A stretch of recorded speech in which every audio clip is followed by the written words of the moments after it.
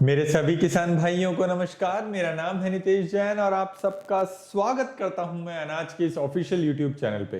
दोस्तों, आज के इस वीडियो में हम आपको जानकारी देंगे फूल गोभी की खेती आपको किस प्रकार करनी है। इसकी शुरुआत से अंत तक सारी जानकारियां देंगे इस वीडियो के माध्यम से। आइए फटाफट से स्टार्ट करते हैं इस वीडियो को। वीडियो थोड़ा सा लंबा है दोस्तों, इसीलिए हमने इसको काफी कैटेगरीज में बांटा है। जैसे इस वीडियो में फसल से संबंधित जानकारी देंगे, कौन सी मिट्टी, कौन सी जलवायु और कौन से तापमान में फूल गोभी होती है उसकी जानकारी देंगे, उसकी किस्में बताएंगे, खेत की तैयारी कैसे करनी है वो बताएंगे, पौधे की रोपाई का सही समय और सही तरीका बताएंगे, सिंचाई कितनी लगती है, खरपतवार नियंत्रण के लिए क्या डालना है, रोग निदान, कमाई, पैदावार और खुदाई, और फूल गोभी करते समय आपको किन किन बातों की विशेष सावधानियां रखनी चाहिए, ये सारी जानकारियां देंगे दोस्तों इस वीडियो के माध्यम से। तो शुरू से अंत तक बने रहिए ज्यादा अच्छी जानकारी के लिए। आइए दोस्तों, सबसे पहले आपको बता देते हैं फसल से संबंधित जानकारी। इसमें आपको मोटा मोटा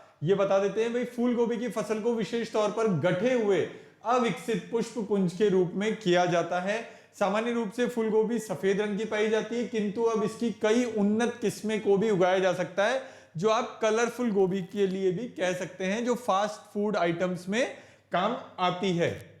फूल गोभी को मुख्य रूप से सब्जी के रूप में खाने में इस्तेमाल किया जाता है। इसके अलावा इसका अचार, सलाद, सूप और पकोड़े भी बनाए जाते हैं। फूल गोभी के पकोड़े हम बरसात में मेले में खूब खाते हैं। फूल गोभी में अनेक प्रकार के पोषक तत्व, जैसरू, कार्बोहाइड्रेट, विटामिन सी, के एवं प्रोटीन मौजूद है, जो मानव शरीर के लिए काफी लाभदायक है। फूल गोभी का सेवन करने से पाचन शक्ति मजबूत होती है दोस्तों, तथा कैंसर जैसे रोगों की रोकथाम के लिए भी ये बहुत ज्यादा लाभकारी बताई गई है। उपयुक्त मिट्टी, जलवायु और तापमान क्या क्या होना चाहिए फूल गोभी का, ये आप फटाफट से जान लीजिए दोस्तों। फूल गोभी की अच्छी फसल के लिए बलुई दोमट मिट्टी की आवश्यकता होती है। इसके अतिरिक्त भूमि भी अच्छी जल निकासी वाली होनी चाहिए, जहां पानी रुके नहीं, पानी बह जाए। और इसकी खेती में भूमि का पीएच मान 5.5 से 6.8 के मध्य होना चाहिए। फूल गोभी की फसल के लिए ठंडी जलवायु की आवश्यकता होती है। इसे ठंडी और नम जलवायु में आसानी से उगाया जा सकता है। और दोस्तों, अधिक गर्म जलवायु इसकी खेती के लिए उपयुक्त नहीं होती है, और इसकी अधिक गर्म जलवायु में इसके फूलों की गुणवत्ता अच्छी नहीं होती है। फूल गोभी के फूलों और पौधों को अच्छे से विकास करने के लिए 15 से 18 डिग्री तापमान, मतलब वही सर्दियों वाला समय ही उपयुक्त होता है, किंतु अधिक तापमान में वृद्धि होने से फूल अच्छे से वृद्धि नहीं कर पाते हैं।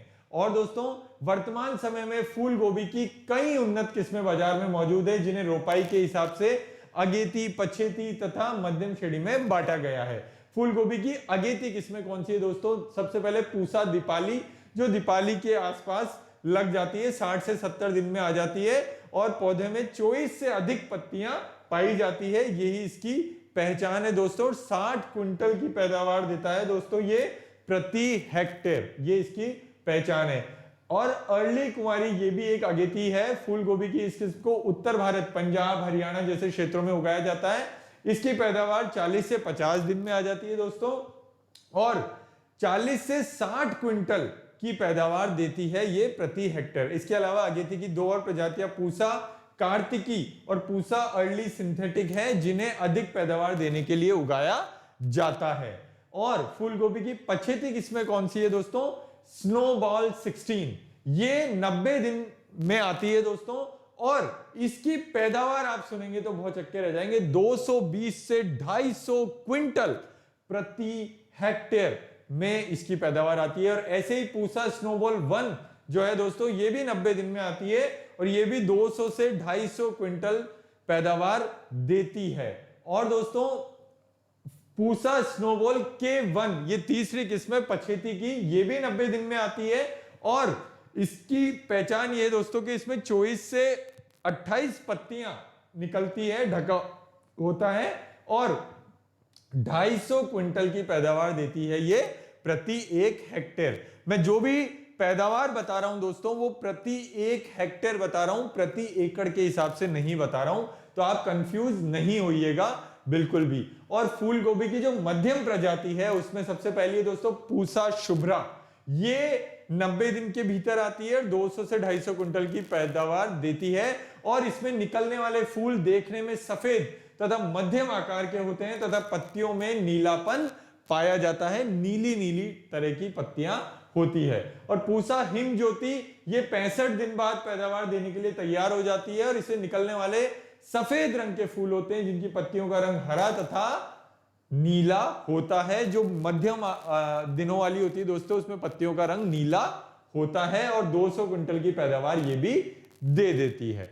अब हम जानते हैं कि खेत की तैयारी हमें कैसे करनी है फूल गोभी करते समय। तो फूल गोभी की अच्छी पैदावार प्राप्त करने के लिए उसके पौधों की रोपाई से पहले खेत को अच्छी तरह से तैयार कर उसमें खाद की अच्छी मात्रा भी देनी चाहिए। अब कैसे देनी है दोस्तों, इसके लिए सबसे पहले खेत की गहरी जुताई कर लेनी है और जिससे पुरानी फसल के अवशेष पूरी तरह से नष्ट हो जाने चाहिए। खेत बिल्कुल साफ हो जाना चाहिए। रोटावेटर की मदद से भी आप ये चीज कर सकते हैं। इसके बाद खेत को कुछ समय के लिए ऐसे ही खुला छोड़ देना चाहिए जिससे खेत की मिट्टी में अच्छी तरह से धूप लग जाए। इसके बाद खेत में प्रति हेक्टेयर के हिसाब से 20 से 25 पुरानी गोबर की खाद को खेत में डालकर रोटावेटर के माध्यम से जुताई कर देनी चाहिए।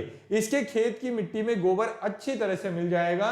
मिट्टी में खाद को मिलाने के बाद उसमें पानी लगा देना चाहिए। पानी लगाने के बाद खेत को ऐसे ही छोड़ देना है आपको। और दोस्तों इसके बाद जब खेत की मिट्टी ऊपर से सूखी दिखाई देने लगे और उसकी एक बार फिर से जुताई कर दे जिससे खेत की मिट्टी भुरभुरी हो जाती है, मुलायम हो जाती है और इसके बाद खेत में पाटा लगाकर खेत को समतल कर देना है। खेत के समतल हो जाने से आपको खेत में जल भराव जैसी समस्या का सामना नहीं करना पड़ेगा। खेत की आखिरी जुताई के समय दोस्तों ये ध्यान देने वाली बात है 40 किलो पोटाश, 60 किलो फास्फोरस और 100 किलो नाइट्रोजन की मात्रा को डालकर खेत में छिड़क देना चाहिए तथा पौधों की रोपाई के तकरीबन 20 दिन बाद नाइट्रोजन की आधी मात्रा को सिंचाई के साथ और आधी बची मात्रा को फूलों के बनने के दौरान करना है। और दोस्तों फूल गोभी के पौधों को रोपाई के बीजों की रूप में भी किया जा सकता है। इसके लिए पौधों को नर्सरी में अच्छे से तैयार कर लिया जाता है। 1 हेक्टेयर के खेत में अगेती किस्मों के लिए 600 से 700 जीएम बीज, जीएम जर्मिनेटेड जो बीज होते हैं तथा मध्यम किस्म के 500 से जीएम बीज की आवश्यकता होती है। इस बीजों को कोकोपीट के ट्रे या क्यारियां में तैयार किया जाता है। ये पौधे 1 महीने पहले क्यारियों में तैयार किए जाते हैं। फसल उगाने से 1 महीने पहले तैयार किए जाते हैं। इसके अतिरिक्त यदि आप चाहें तो किसी सरकारी रजिस्टर्ड नर्सरी से भी इसके पौधे को खरीद सकते हैं।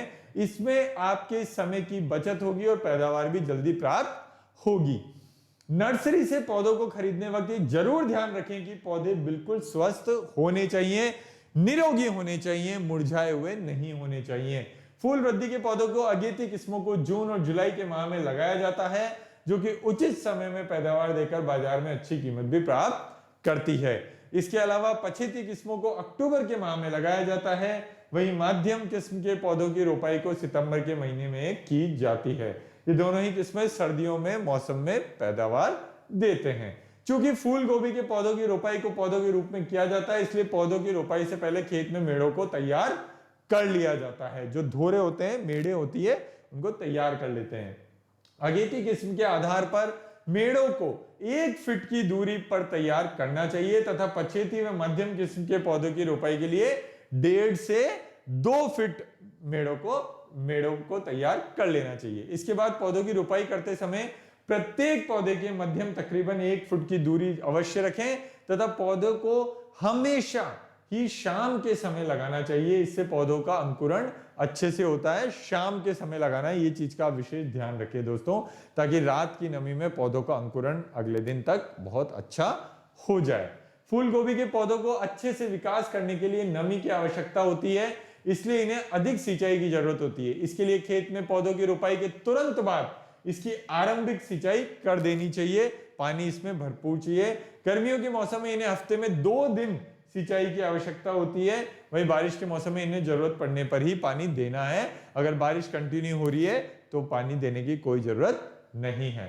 खरपतवार नियंत्रण के लिए दोस्तों फूल गोभी के पौधों को खरपतवार नियंत्रण की अधिक जरूरत होती है, क्योंकि खरपतवार होने से इसके पौधों में रोगों को लगने का खतरा बढ़ जाता है, जिससे पौधे उचित मात्रा में पोषक तत्व नहीं प्राप्त कर पाते हैं और उन्हीं की वृद्धि भी रुक जाती है। तो दोस्तों इसके लिए क्या करना है, फूल गोभी की फसल में खरपतवार नियंत्रण के लिए प्राकृतिक विधि निदाई गुड़ाई, जो हम पावड़े की मदद से, गेती की मदद से निदाई गुड़ाई करते हैं, वैसे ही करनी है, किंतु पौधों की गुड़ाई अधिक गहराई से नहीं करनी है, क्योंकि पौधे नष्ट होने का खतरा रहता है और बीज बहुत नाजुक होता है। पौधे की पहली गुड़ाई को पौध रोपाई के तकरीबन पहली गुड़ाई 20 से 25 दिन बाद करनी है दोस्तों, और दूसरी गुड़ाई 15 दिन बाद करनी है, पहली गुड़ाई करने के 15 दिन बाद करनी है। इसके बाद पौधों के पूर्ण रूप से विकसित होने तक खेत में खरपतवार दिखाई देने पर उसकी गुड़ाई कर देनी चाहिए। झुलसा रोग, इस तरह का रोग गर्मियों में पौधों की पत्तियों में देखने को मिलता है। झुलसा रोग पौधों की पत्तियों को जलाकर नष्ट कर देता है। इस तरह से रोग से बचाव के लिए मैनकोजेब या कॉपर ऑक्सीक्लोराइड की उचित मात्रा का छिड़काव पौधों पर करना चाहिए। इस तरह का रोग पौधों को नर्सरी में तैयार करते समय लगता है। इस रोग से प्रभावित होने पर पौधे का तना भूमि के पास से काला पड़ने लगता है, जिससे पौधे का कम समय में ही सड़क कर नष्ट हो जाता है। इस रोग की रोकथाम के लिए बीजों की रोपाई से पहले उन्हें थायरम, बाविस्टीन या कैप्टान की उचित मात्रा से उपचारित कर देना चाहिए। यह पौध गलन रोग को बचाने के लिए थायरम, बाविस्टीन और कैप्टन दवाई का प्रयोग करें। आप चाहे तो गाउचो जेलोरा का भी प्रयोग कर सकते हैं। ब्लैक रॉट रोग, ये तीसरा रोग है दोस्तों।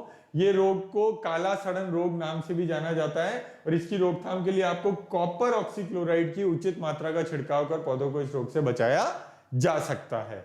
और इसके अतिरिक्त भी फूल गोभी के पौधों में कई तरह के रोग देखने को मिलते हैं, जैसे मृदु रोमिल फफूंद, पत्ती धब्बा रोग, सुंडी रोग, भूरी गलन, फूलों पर चमकीला कीट रोग आदि, जो पौधों या पौधों की पत्तियों में लगकर हानि पहुंचाते हैं। तो ये सारे रोगों के लिए जो नॉर्मल फंजीसाइड, पेस्टिसाइड यूज आते हैं, जो दूसरी सब्जियों में हम इस्तेमाल करते हैं, वैसे ही तरीके करने हैं। कुछ मैंने आपको यहाँ नाम लेके बताया, बाकी आप साफ जो अपना कार्बेंडाइजम मैनकोजेब होता है, या फिर कोराजन वाला टेक्निकल है, या फेम वाला टेक्निकल है, सोलोमन है, ऐसी अच्छी अच्छी दवाइयां डालिए, जिससे पौधे की गुणवत्ता भी बनी रहे और कीट का प्रकोप, फंगस का प्रकोप भी पौधे में बिल्कुल नहीं आए। अब दोस्तों कमाई, पैदावार और तुड़ाई के बारे में बता देते हैं। फूल गोभी के पौधे किस्मों के आधार पर तकरीबन 60 से 80 दिन में आ जाते हैं। जैसा कि मैंने बताया, जब इसके फल ठोस एवं आकर्षक दिखाई देने लगे, तब इनके फूलों की कटाई कर लेनी चाहिए। फूल गोभी प्रति हेक्टेयर के हिसाब से तकरीबन 200 क्विंटल की पैदावार देते हैं। 200 क्विंटल, 200 पैदावार बहुत अच्छी है। अगर भाव अच्छे मिले मंडी में, तो इससे बढ़िया कोई खेती नहीं है। जिसकी बाजारी भाव 10 से 15 रुपए प्रति किलो तक का होता है, जिस हिसाब से किसान भाई 1 हेक्टेयर के खेत में फूल गोभी की एक बार की फसल में तकरीबन 1.5 से 2 लाख तक की कमाई कर सकते हैं। और दोस्तों अब बात कर लेते हैं सावधानियों की। सबसे पहले तो चाहे किसी का भी बीज हो, दवाई हो, खाद हो, बच्चों की पहुंच से दूर रखना है। लिक्विड अगर दवाई है तो उसको अच्छे ढंग से हिलाने के बाद में ही उपयोग में लेना है। हाथ के दस्ताने, मुंह पे मास्क, जब भी आप बीज उपचारित करें या बीज का स्प्रे करें या दवाई का स्प्रे करें, आपको पहनना है। बेहतर परिणामों के लिए हमेशा नैपसेक स्प्रे पंप और फ्लैट फैन नोजल का ही प्रयोग करना है। दोस्तों हवा से विपरीत दिशा में कभी भी स्प्रे नहीं करना है, मतलब जिस दिशा में हवा बह रही है उसी दिशा में आपको स्प्रे करना है, ताकि दवाई की एकमात्र बूंद भी वेस्ट नहीं जाए, और दवाई आप जहां फेंकना चाह रहे हैं, जहां पर स्प्रे करना चाह रहे हैं, वहीं पर ही लगे। आसपास के क्षेत्रों में उसका कोई अधिक नुकसान नहीं हो। बॉटल को, पैकेट को, बीज के पैकेट को, दवाई के पैकेट को पूरा इस्तेमाल करने के बाद में अच्छे ढंग से उसको तोड़ मोड़ के नष्ट करके आबादी से दूर या तो जमीन में गाड़ दीजिए, या फिर उसको साफ करके रिसाइकल कबाड़ी वाले को बेच दीजिए। लेकिन उसको अन्य किसी उपयोग में आपको नहीं लेना है, घरेलू उपयोग में तो बिल्कुल नहीं लेना है। मधुमक्खी पालन के क्षेत्र में, मछली पालन के क्षेत्र में दवाई का प्रयोग बहुत सावधानी पूर्वक करना है। चाहे फूल गोभी का बीज इस्तेमाल करें, चाहे कोई सा भी अन्य बीज इस्तेमाल करें, सावधानियां आपको बहुत ज्यादा सतर्कता से बरतनी है। जहां शाम के समय में बिजाई की बोला है वहां शाम को करनी है, जहां सुबह के समय में बोला है वहां सुबह की करनी है। ये तमाम जानकारियां, ये तमाम सावधानियां आपको अक्षरशः अपनानी है जब भी आप फूल गोभी की बीज की खेती कर रहे हैं, बीज की रोपाई कर रहे हैं। तो ये थी पूरी जानकारी फूल गोभी के बारे में। आने वाले वीडियो में हम आपको जानकारी देंगे दोस्तों पालक की खेती के बारे में। जी हां दोस्तों, पालक की खेती कैसे करें, कैसे इसका अधिक पैदावार ले पाए, कैसे इस खेती को और ज्यादा आध्यात्मिक और आधुनिक तरीके से कर पाए, ये तमाम जानकारियां देंगे आपको आने वाले वीडियो में। तब तक बने रहिए हमारे साथ में। अगर चैनल को सब्सक्राइब नहीं किया है तो सबसे पहले चैनल को सब्सक्राइब कर लीजिए, वीडियो को लाइक कर लीजिए, नोटिफिकेशन का घंटी वाला बेल आइकन जरूर दबा दीजिए दोस्तों, ताकि आने वाले वीडियोस की जानकारी आपको नोटिफिकेशन के माध्यम से मिलती रहे और आपका और हमारा समय ऐसे ही बना रहे। दोस्तों नमस्कार।